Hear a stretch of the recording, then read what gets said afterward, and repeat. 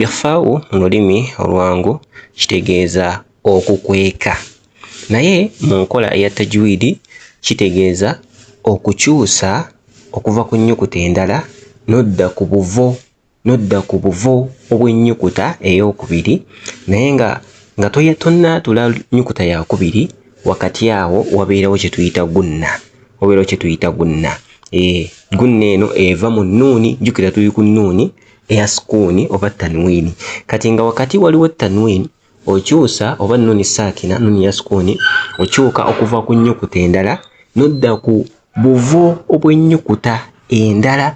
Okugeza mu example yaffe eno, nova ku miimu nodda ku buvo bw'ennyukuta eya qaafu. Olina okuba nga omanyi obuvo bw'ennyukuta eya qaafu, naye wakati awo n'oteekawo ekinnyindwa ekya nnuuni, n'osoma qaafu, naye nga wakati awo otaddewo nnuuni. Ki kyentegeeza? Ka tufunayo example esobola okutulambika ensonga eno. Tugenda kugijja mu aya eri mu suratul Haqqa. أعوذ بالله من الشيطان الرجيم وأما عاد فأهلكوا بريح صرصر عاتية. Kanjagala weetegereze wano wali ekigambo aadun, daali eriko tanwiini. Tanwiini eno tugenda gikweka mu faa'u, wabula mu kugikweka ova ku daali eno n'ogenda ku buvo bw'ennyukuta eya faa'u. Faa'u twagamba nti eva ku mumwa guno ogwa wansi, emabega waagwo awo w'oguyingirira munda, then kati bw'ogenda otteeka amannyo owuune, naye ng'olidde amannyo gaatuuse dda ku makhraja awo. Aadun, ng'olidde amannyo gataddewo.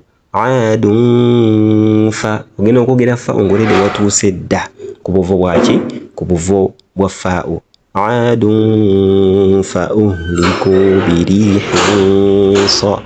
Kati ne saadi naye era kyekimu, kubanga nayo y'emu ku nnyukuta egwa mu muteeko gwa ikhfaa'u.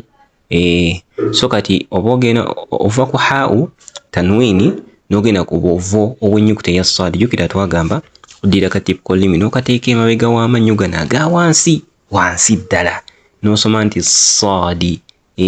Kati ogenda osoma birihin sa, already saadi kati kaba kaatuuse dda ku mannyo wansi, ogenda ojjaatula ng'olede katuuse, n'osoma bw'otyo.